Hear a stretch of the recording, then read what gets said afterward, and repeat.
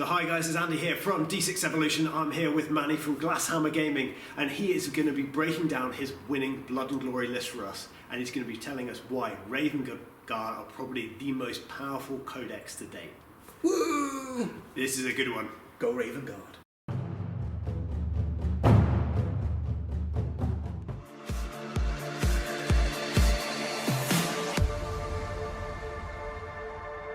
Welcome guys, it's Andy here from D6 Evolution, and I have Manny from Glasshammer Gaming. Woo! Thanks for having me on the show, bro. It's awesome to be back here. Yeah, it was always cool coming on with you, man. We always have a laugh. Yes. Manny has just won Blood and Glory. Blood and glory. There was lots of blood and lots of glory. Yes. And we're going to be going through his list, and we're going to be telling you why Space Marines are on another level at the moment. And Manny's list he's come up with is absolutely incredible. Well, mate, it's called the Pigeon Punch, guys. The list is called Pigeon Punch. That's because it's Raven Fists. Ravenguard and Imperial Fists makes Raven Fists, aka the Pigeon Punch. We're going to be going through what his list is. We're going to be talking about how he plays it in case you come up against it, and we're going to be trying to figure out some ways to beat it. Yeah, we're gonna try. We're gonna give it a shot. I mean, I've been thinking about it quite a lot, and there are some things out there that can really cause it some problems. Yeah. Let's leave that for the end. Once everyone's got a really good understanding of how crazy. Let's make everybody want to play it, and then tell people how to beat it. Yeah, that's normally the way to do it. Good. So tell me about Blood and Glory. How big of an event was it? It was really cool, actually. I think there were 80 players there, 70 to 80 players, so it was really good. It was a major, so that's always awesome. I mean, there were like loads of lovely players there. The TOs were awesome. They were really helpful, and the tables were really cool, actually. So, I mean, the only thing was tables 1 to 3 were amazing. They made for really interesting games, but the other tables were slightly more barren, shall we say? Some of them were like, a couple of them were like bowling, like just bowling balls. Well, you know, it's nice to have that just to keep people on their toes. Keep people on their toes, yeah. Like 1 or 2 scattered around is quite good, actually. But the top few boards made for some really interesting games. Really interesting games were on the top few boards. And they had those, they had the TT combat ruins, but they assembled them the way that they're meant to be. So normally people have them as 2 separate ruins on the board because they're about 15 inches tall each. But they assembled them how they come in the box on top of each other. Yeah. So they had 2 on top table. There were 2 30-inch tall. Oh, so ruins, and I was like, so you're hiding flyers behind those, aren't you? Well, the interesting thing about them actually is the first floor is about this tall. So even though the thing's about 30 inches big, there's windows all up the side of it. Okay. And I was like, why would you build them this way? And what use could you possibly have for this? But in game 3, guys, someone had a Vindicator, and they deployed a Vindicator at the top of this ruin and just left him there all game. And there was only 1 place on the board where I could put a character to not get sniped. Anywhere else I put my characters, they got sniped by this Vindicator. And I was like, oh, that's what use someone could use him for. Literally, like, the only use I could think of. So that was brilliant. But the tournament was awesome. And food was not included, but the food there was great. Like, they had this firecracker chicken with, like, this awesome mint sauce, and it was really, really good, actually. So, and there were loads of drinks, so fun was had, guys. Fun was had, and it was. Congratulations for winning. Thanks, man. I mean, it was like a convention. So they were playing Age of Sigmar, and they were playing multiple of the games, and it was good. I think 40k. I think the Age of Sigmar one might have been slightly bigger than the 40k. The GW streamers were there, but they decided to stream Age of Sigmar instead of 40k. What? So I was like, oh man, why have they done that? It would have been nice to play on the GW stream. I've never played on the GW stream before. You'll get invited one of these days. I hope so. So. That'd be good fun. That's good. You're on quite a roll at the moment, haven't you? Second at the London GT. Yeah. Where are you in the ITC standings now? So I'm not actually sure, because my score at the moment, I had a look at it the other day, and I'm pretty sure my score is the second place LGT win is at the top of my rankings. Yeah. Then 3 first places at majors, and then I think my 5th one was a first place at a GT. But this is a first place at a major. Do you think I think it might pip it, and I'm only 15 or 20 ITC points behind second place, so I might be second in the world right now. So that would be really interesting leading up to the LVO. I know I'm 3rd. That's Yeah. that's where I was before the tournament. So that I'm really chuffed with that. You know, I mean, third place. It doesn't happen very often. Yeah. And I mean, it's not many years where you can have 4 first places in a major. So I'm really pleased with the way that I've done. Who's So the I'm second happy. at the moment? A TJ Lanigan, I think. So shout out to Shout out. TJ. Manny's chasing you. I'm coming for you, bro. I'm coming for you. I think Or he Jim may have already Vessel- caught you. We don't know yet. Oh yeah, we don't know yet. So Jim Vessel is in first. Yeah. And then I think TJ Lanigan is second. I'm in third, and Nick Nanavati is right behind me in fourth. So Yeah. it's getting really interesting leading up to the LVO. Yeah. So I'm really happy with that. Right. Let's talk about your list. The list. Okay, so it was 2,000 points, bang on the dot, and there was Imperial Fists in there because I really liked the Ravenguards, and I was playing them with White Scars. I mean, if you watch the Glasshammer Gaming Battle Report, I was using Raven Scars, so it was like Ravenguard and White Scars in the Battle Report, and they were savage. I took on Custodes, Tank Commanders, and Guardsmen and stuff. I love and White Scars. They were really good, yeah.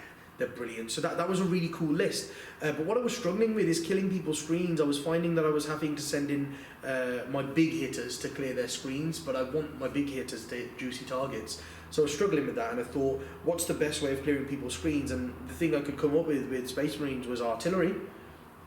And Wait, not Thunderfire cannons. Maybe. Oh, only 3. Yeah, only 3. So yes, I was trying to come up with ways of killing people's screens, and my best plan was artillery. And then I was like, if I stay Ravenguard, then... So Ravenguard is what I love, guys. That's the main force of the list. And I was thinking, if I stay pure Ravenguard, the only benefit I get is +1 to hit and wound against characters, which in my list is only really great against knights, but I can play knights anyway with the list, so I don't really need that.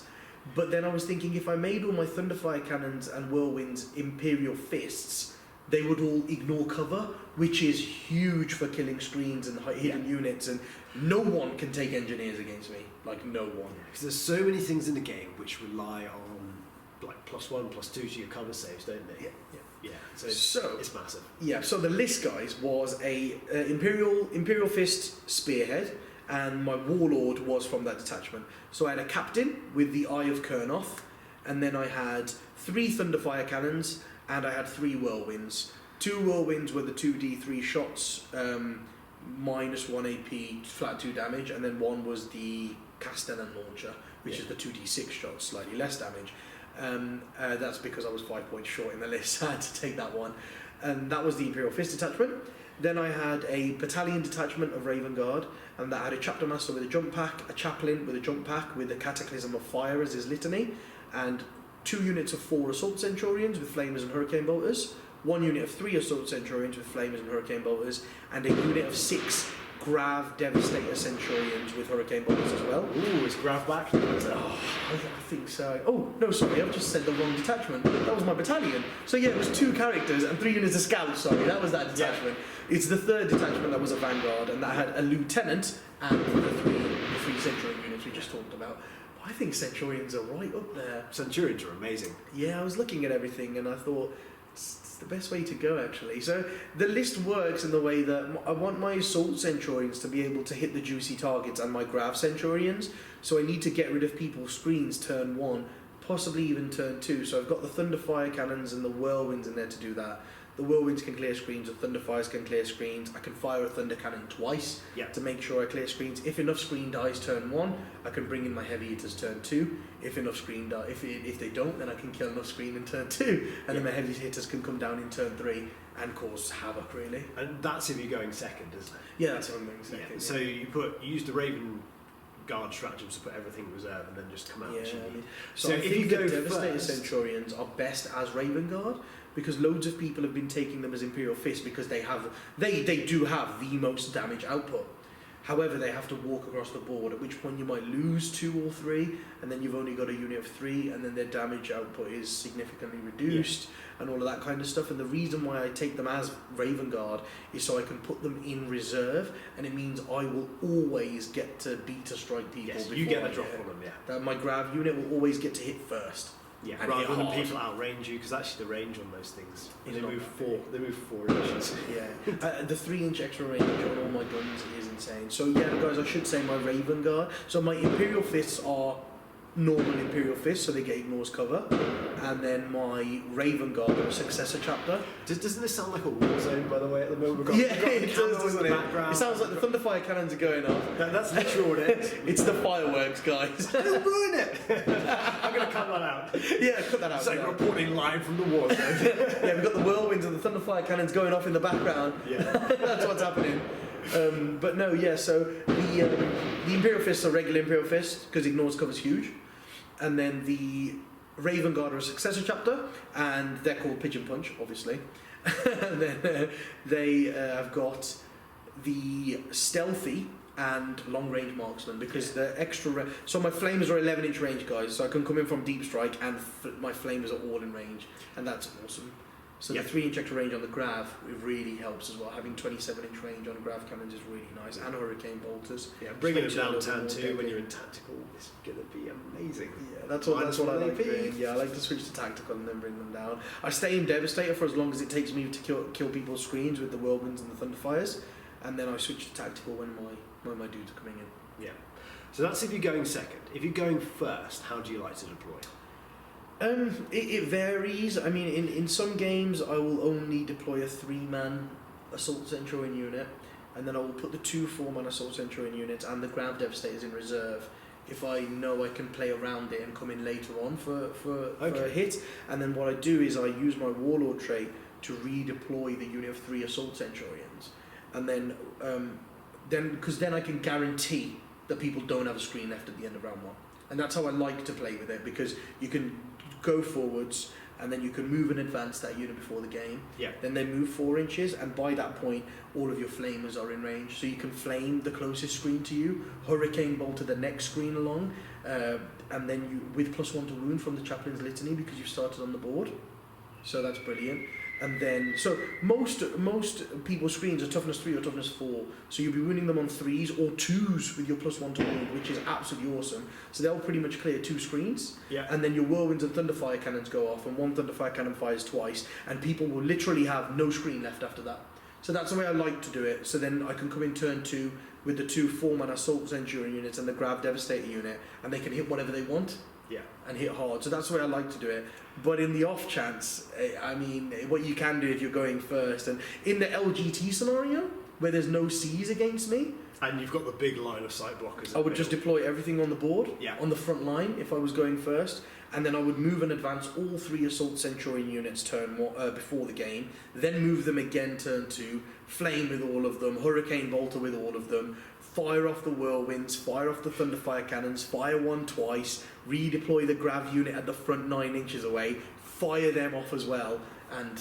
So you can deliver an absolutely savage Alpha Strike if you want to. Or you can play it cagey, you can play it so that people can't Alpha Strike you, so you've got the perfect balance. It's definitely probably one of the best option armies in the game right now. I mean, for example, I got seized on against Knights. I deployed all of my Centurions on the board against... No, I didn't, sorry. I put my Grav Centurions in reserve and the 2 4-man Assault units in reserve. I only deployed a 3-man unit of Centurions on the board in that game, and they were on the very front line with my Chaplain, and that was it. Everything else was hidden. All my Scouts were hidden, all my Thunderfires were hidden, and all my Whirlwinds. They could only see 1 Whirlwind, but it was the one that was only doing 1 damage, so it wasn't really going to hurt Knights. So I deployed all of that. And then I had on the front line, he could see my Chaplain and my Assault Centurions. I put my Lieutenant, my Chapter Master, and then the other 3 Centurion units in reserve. And then what happened was he seized on me, and he was really happy that he was going to get to wipe this 3-man Assault Centurion unit out. But I'd put the Warlord trait on my Chaplain, so my Chaplain and my 3-man Centurion unit just redeployed. I got seized on, so I redeployed them inside a ruin halfway up the board that he couldn't see. So his 3 Knights... his 3 lots of the Skitari Belarus tank things, and 3 Knights killed 1 Whirlwind turn 1. Brilliant. And I was so it just gives you such options then, doesn't it? Yeah, I mean, no other... I mean, you have armies that can null deploy, but you don't really have very many armies that can get seized on and still have that option. Yeah. So I got seized on, and twice in 2 games, and I still won both of them. So I was really pleased with the way that the list works.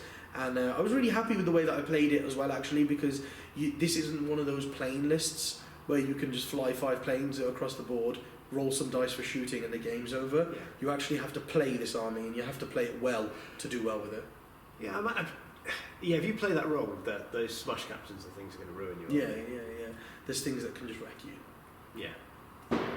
So what do you think? Do you think there's some cool little tricks to the army, like you've been saying? What do you think people have to watch out for? So people have to watch out for tagging. For example, so if you're playing against your army, if you're playing against my army, things you have to watch out for is like acolytes. So I played a top Gene Stealer called player, Joe Malem, round 4. I'm saying if people are playing against your list, what things would surprise them? Yeah, they're like this. Yeah. So I played Joe Malem round 4, top Gene Stealer core player, and he wrapped an acolyte unit around my scouts, and that's the kind of thing you have to watch out for. Is I put combat blades on all of my scouts for this particular reason. So he charged in, he wiped out 1 unit of scouts, and he purposefully didn't attack the other unit of scouts because he wants to wrap them so that he can't get shot by all my whirlwinds and thunderfire cannons. Surprise for a Gene Stealer player to be doing that. Which is a good plan, right? Yeah, absolutely. But my chapter master and lieutenant, I kept them 6 inches behind the scout screen so that I could buff them for this exact reason. He wrapped me, and then little knowing that a unit of 5 scouts gets 16 attacks with the new Angels of Death. Yeah. So I got 16 attacks on them. Full rerolls to hit will give you about 15 hits.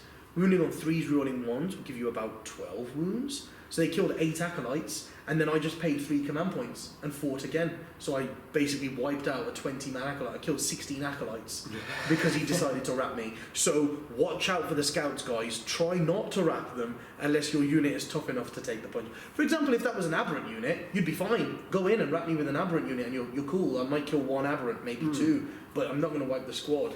But actually, most of your army can't really be wrapped because you're going to be wrapping assault centurions. Exactly, yeah. You know, and even if they wrap something near your assault centurions, you've got the counter assault actually where you don't get that much. Yeah, that was the thing. I think the best army to take my army on with is Gene Stealer cults, because they've got the no Overwatch.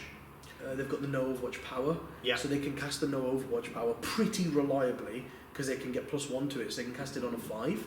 And then they can charge in and avoid the flamers and all of that kind of stuff. They could still bounce off you when you do the transhuman physiology.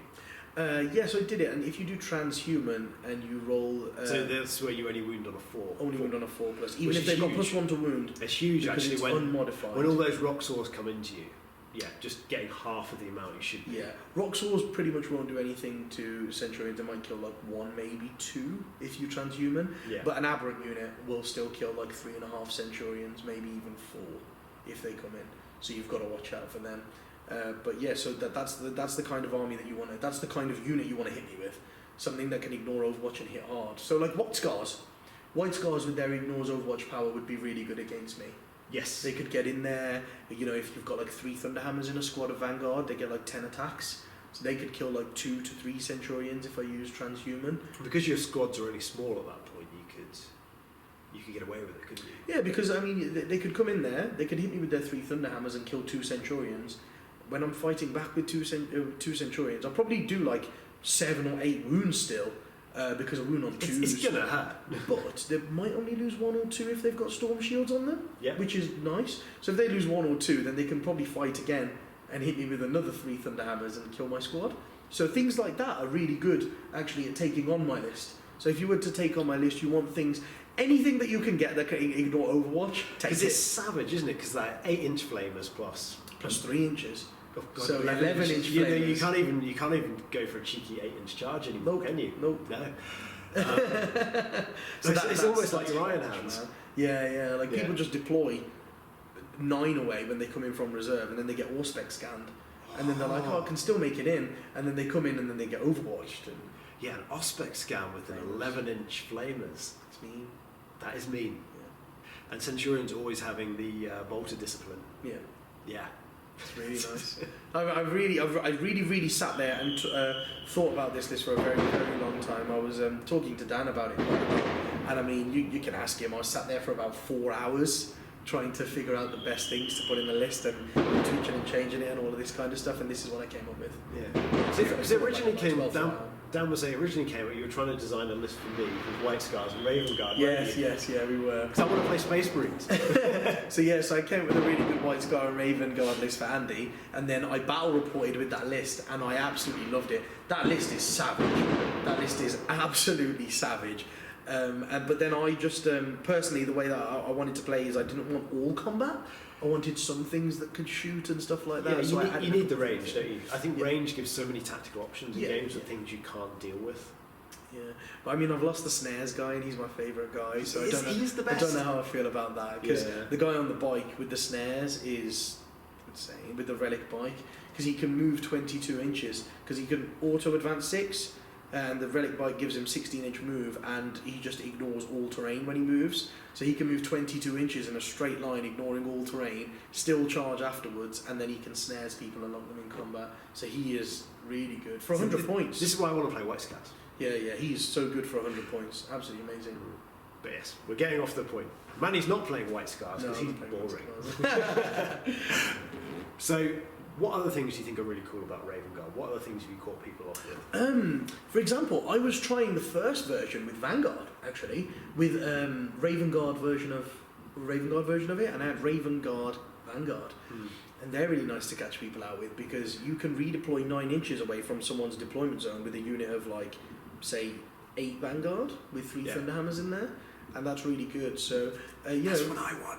Yeah, that's what I had. I had a unit of 8 Vanguard. 5 of them had Storm Shields, and then 3 of them had Thunderhammers. So the 5 of them were there just with their Storm Shields to protect the 3 Thunderhammer guys. And my Chapter Master had a hammer back then, a 4 damage hammer with the relic. So I would redeploy those 2 units. And I caught people off guard with that, because people were deploying their units like 18 inches, like 9 inches behind their front line, because they knew I could deploy 9 away. But then I deployed 9 away from them, and then I used my stratagem to advance before the game, and then went 9 away from their models. So you've still got to keep 9 away from models, but no longer their deployments. Yeah, so I advanced 9. I advanced up the board like 15 inches, went 9 away from their first lot of models, but then I would, at that point, I had the double warlord trait, so that Chapter Master would allow them to advance and charge as well. So I was 9 inches away from their front line, and then the game started, and I advanced again, and then I was 5 inches past their first screen, and then I charged whatever I wanted with the unit with 3 Thunderhammers in, and my Smash Captain with his 4 damage hammer into a different target. And then I had full rerolls to hit with my hammers, and then I could fight twice, and I could go in there, kill like 3 tanks, and go, well, that was a 190 point Vanguard unit and 140 point Smash Captain. I could lose those now comfortably, but I've spent 300 points of my army to kill like 600 points of your army, and that wasn't even the main punch in my army. So that really catches people out. See, I think that's a really cool, fun little unit there. Yeah, it is a really fun unit. The only reason I took them out is because if they go second, they're not as good. That Vanguard unit doesn't do very much for you at all if you're going second, so it's like a wasted 200 points, but the option of if you go first is insane with them. Yeah, whereas the Centurions, you've got all the shooting still. Yeah. So they're not. And the Centurions, and it's... Whoever thought Assault Centurions would be like the top meta? Yeah, exactly. I mean, Assault Centurions, I always just wrote them off, man. You never used to see them, and now I'm using them. Yeah, so. And shout out to Dan Bates, who when the Codex came out, was like, I want all the Assault Centurions, and he taught me out of them. Oh, he's like, no, they'll be useless. Don't do it. God, doesn't know what he's talking about, that man, does he? No. So if you want advice from Glasshammer, speak to Manny. Yeah, speak to me. But no, see, he's come up with quite an interesting list as well right now, and he's taking it to Heat 4. But you'll have to watch Open the Vaults if you want to know what Dan's list is. It's really... And it's not 3 repulsors for once? No. And it's not your traditional White Scars either. No. So it's like a White Scars list, but it's new stuff, guys. It's new stuff. Yeah. There are impulsors in that list. So if you want to know exactly how they work and how to best maximise them, come and watch Open the Vaults. It's free to anyone. It's free for anyone to watch. So just hit the like button on Glasshammer Gaming on Facebook, and watch Open the Vaults on Friday, I believe it will be this week, and have a look what Dan's taking to Heat 4. It's interesting. Yes. Call it interesting, shall we? Okay, so back to your Ravenguard. Yep. What opponents are you scared of? What sort of armies? So Gene Stealer Courts can be pretty devastating, just because of, you know, the Aberrants, they can charge into some Centurions with the no Overwatch, and they can beat up a unit of Centurions pretty bad, but then when you charge them back with a unit of Centurions, you'll probably kill pretty much all of them, but they can fight when they die, so they'll probably take your squad with them. So they can probably take 2 lots of Centurions out, just with one Aberrant squad. And once you start losing the Centurions, you lose your board control, don't you? Yeah, so that can hurt a lot. Yeah. But also anything that ignores Overwatch, really, like a White Scars Smash Captain, a White Scars Vanguard unit, a Blood Angel Smash Captain with the Angel's Wing is not as lethal, because the reason why they're good is they'll wound you on 2s with their +1 to wound. But if you use Transhuman, +1 to wound doesn't work, because you take all your unmodified 1s, 2s and 3s out. So a 3 would be removed, and then your 4s would become 5s, which means nothing. So your 3s get removed before they get +1 on them, which is pretty savage. So a White Blood Angel's 1 wouldn't hurt too much, because you'd smack him back and kill him. But it's the fact that he can fight twice, he would probably still make a huge dent in your Centurion unit. Yeah, So you're scared of things like anything that. 4 damage. If you buff him up to 4 damage, then he's going to hurt. And then high AP guns as well. Long range high AP guns can really hurt, because you know you've got a 2+ save, and I've got stealthy on everyone, so they have a 1+ save. But if someone's got a load of -3 guns, then I've got a 4-up save against them. But like -3 guns are normally like D6 damage, so everyone I fail, I could lose a Centurion. Yeah, you know. So and you're slow. So if you figure out their max range and they're only moving 4 a turn. Yeah, they don't really go very far. But do you find you're chasing people around the board sometimes? Yeah, you are. But like an interesting thing that I found in the final game was I deployed all of my Centurions and then I got seized on, and that put me in a bit of a bad spot. However, I quickly realised that you're pretty much halfway up your deployment zone anyway. You're near the front, which means between you and the back of your opponent's board edge is about 50 inches. And then if you move 4 and your Hurricane Bolt was a 27-inch range from turn 2 in the Tactical Doctrine, so you're -1 AP on 12 shots per guy, with Chapter Master rerolls, Lieutenant rerolls, +1 to wound from the Chaplain on some unit. When you've got that much shooting and you've got a 31-inch threat range, there's not much place where people can go to stay out of range. Yeah. I mean, they can try and not get charged by you, but it's very hard to not get shot by you. Yeah, and also just not getting shot or charged is actually denying so much of the board. Even if they're not actually doing anything, they're just there. They're just there. And they're just there, and it's like, if you come anywhere near here, I'll hit you with a lot of shots. And and eventually I'll come to you and punch you. Yeah, exactly. Eventually I'll punch you in the face. I mean, there wasn't a game where I didn't get to combat, so it's pretty good. I did get into some sort of combat in every game. Some sort of combat in every game. I mean, some of them weren't that big, but like, for example, in the last game, I only got to combat twice. And it was once when my Chaplain went into his Grav Centurions to stop them shooting for a turn. He charged from behind a ruin into them. So they stopped them shooting. But I didn't kill him. I just went in there and stopped them shooting. He killed 1, which was brilliant. And then I got 1 unit of 3 Assault Centurions into and the 1 died on Overwatch, so I only got 2 into a Tactical Warsuit. But 2 of them just killed the whole. They will do, yeah. They just wiped it out. So I was like, oh, that's pretty insane. So 2 of them just killed it, and that was the only combat I got into in that game. But there were like 2 squads of Intercessors, a squad of Infiltrators, and a squad of Scouts. But I'd lost all of my Whirlwinds and Thunderfires by then, so all of those units were quite far away from me, staying in their range to shoot me with 36-inch range guns and stuff. But then I was moving up the board and shooting them back, and they're all just crumbling because the Tactical Doctrine puts them all on a 4-up save. I've got a question for you. How are you going to play a mirror match? Now that we're putting this out here to the world. Okay, yeah, playing mirror match. Do you think you'll go second? No, man. If you can't go second. Do you think you'll try and drop down, or do you think you'll just... I've got no idea. I've not even thought about how we're playing. Well, no, it's going to be a thing now. Yeah, I know. I wasn't expecting. I wasn't expecting to do it as well as it did, but I thought about it a lot, and I thought about the options I could do against loads of different things, and it turns out it's pretty amazing against everything. Yeah. So yeah, there will be mirror matchups, and I don't really know what I would do. I mean, the thing is, you would want to go second to always get the drop on the other player. Yeah, but if you let a Ravenguard player go first, they can. You give no. They could kill your whole army if they wanted to. So, I mean, that's difficult, isn't it? It's going to be very, very hard. Very, very hard. Oh, let's let people decide in the comments below. Yeah, man. What would you do? There's only wrong choices apparently. I think I would go second. I think it's the thing you've got to play out, isn't it? And yeah, I think I would go second. Oh no, you can't even do that. I was going to say I think I would go second, but deploy all my scouts out front, so he has to be 9 inches away from them. But if I let him go first, his he'll scouts go block you. first. Yeah, so. This is the problem with Ravenguard now compared to how they used to be. Previously you could put it'd be I go, you go deployment. You'd put all your scouts up front against a Ravenguard player. And you'd block them for when the game begins. They move their stuff forwards. Yeah. Now, if you're going first, you stick your own scouts 9 inches away, and you zone out anywhere for them to put their scouts, don't you? So it's in ITs. If I was playing them in a 1-1-1-1 situation, then I could obviously put my scouts down as the first drop and all that kind of stuff and zone them out. But in even numbered missions, you can't block do it. that. So you can't block it, can you? So you can't go second. I would have to go first And just table them. But I think if I went first, they would then have to deploy a lot of stuff.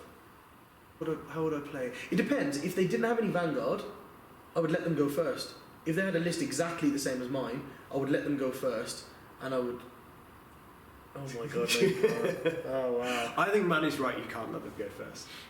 Yeah, because I was thinking I would let them go first, and I would just hide all of my Centurions in ruins and let them go first, because they would kill my scout screen, but then not be able to go anywhere else. They couldn't go near my Whirlwinds and Thunderfires because they'll get charged by me.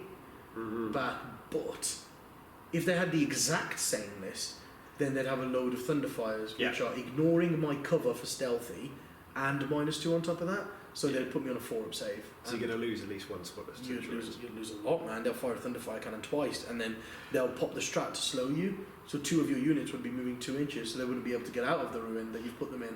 Centurions moving 2 inches. So you'd fire that at the 2 4-man units and slow them down, and then you'd fire your other 2 Thunderfire cannons on the 3-man unit, probably kill like 1.5 to 2 Centurions, then fire all your Whirlwinds at the last guy. This is a top tip. If you ever see a Centurion sitting on top of like a first floor ruin, just fire a Thunderfire cannon, so he can't physically get off the ruin. You'd have to like advance to get down, but then he'd move nowhere. He'd go directly down, and that would be his movement phase. That would be amazing. Yeah, that would be harsh. So yeah, if you see a Centurion on a multi level, okay, do something like that. So if someone brings you a list and it's not a mirror match, how are you going to deploy it? What's the best way for us to deploy against you? So it's a very hard one because they can literally go wherever they want. So, I mean, it's going to sound pretty weird, but the best way to do it is to have the rest of your army over 18 inches from your front screen. But it wouldn't work turn 1. So turn 1, I could get loads of things 9 inches away from your front screen and then move 4 inches in the first turn. So I could be 5 inches away from your front screen, which means, because I've got 27 range, I could shoot 22 past your screen. So you would actually want the rest of your army to be deployed 22 inches behind your front screen. Oh, that's difficult. So you have to go first if you play me. Yeah. You have to go first. That's the way you play. But my army loves to go second too. So, I mean, there's so many options. I mean, what you would have to do to try and play it is deploy your own thing, where my scouts can't deploy. But then I would put everything in reserve, kill your screen with all my Whirlwinds and Thunderfires turn 1, and then you have to make another screen. Yeah. You have to make another screen of something. So I think the way to play it is by having a double, even triple screen, if you can somehow. I think we need to wait for the next Space Marine Codex, and hopefully it's going to have some. Hopefully the next Space Marine Codex has something in that's going to beat this Space Marine Code. I don't know, man. I think we need to wait for a different book, like some other army. Hopefully that comes out. I mean, I don't know. Whatever's going to get done. Hopefully something cool like Tyranids or Necrons or Orcs or something like that. Something like that gets done, and they have their own like big super buff in their super detachments and stuff like that, and hopefully one of them could take on Marines quite well, because right now it's just Marine meta, right? Yeah. Marines are just the meta. Marine on Marine. It's like heresy. If you look at the rankings on Blood and Glory, the top 6 players were Marines. How insane is that? What flavour of Marines? Oh my god. So I came first with Ravenguard and Imperial Fists, and I was all troop army, essentially. And then Alex Petford came second, and he had Iron Hands Flyers. Of course. 6 Iron Hands Flyers, I think, and like a Repulsor and some Dreads and stuff like that. Yeah, and then in third place there was Nick Council. Oh, see, this is the interesting thing, and this is what's quite cool actually about Marines right now, is you can make so many different armies, so many different flavours. So I had not a horde, essentially, but I had an elite infantry centurion-based army. And mine was all based on beta strikes and deep striking and beta strikes. Yeah. And then Alex just had a plain list of, I'm just going to kill everything that you've got. And then Nick Council, who came in third, had an Imperial Fists horde gunline type thing. So he had like 40, 50 intercessors that were all Imperial Fists with a Centurion unit and all of that kind of stuff. And his army was really cool.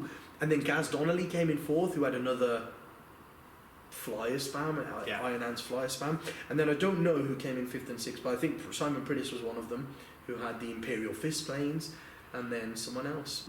See, I like an army where you can go first or second, and that's when we're doing my silly Deathwatch Assassins list. We're like, you know what, it may not hit the hardest, but you've got a game. Tricks in there, and you've got a game. Second, and if you play well, you've got a game against anybody. And I think that's the same as your list, but obviously crazy, way more powerful yours is. But the same sort of concept, you can go first or second. Yeah. And I think that's what you need in this game at the moment. And it's really cool. There's so many different Marine books around. Yeah, it's really, really good. I mean, and they all play in different ways. So you can have a generic Marine army or two and just mix and match. Yeah, that's it. You can play so many different armies in so many different ways now. And I mean, Marine hordes is a thing as well. Like loads and loads of intercessors. All those Stalker bolt rifles and things. As Imperial Fists, they are amazing. Yeah. Because even against, people bring tanks and you just go, okay, I'm strength 4 only, but I'm -3, flat 3 damage. That's insane, isn't it?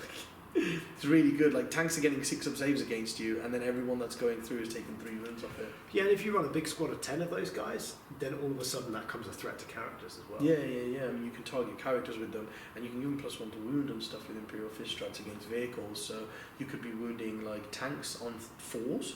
Oh, my poor Librarian Dreadnought. Just wipe them out. So it's the worst of all worlds, that. So the vehicle and the character.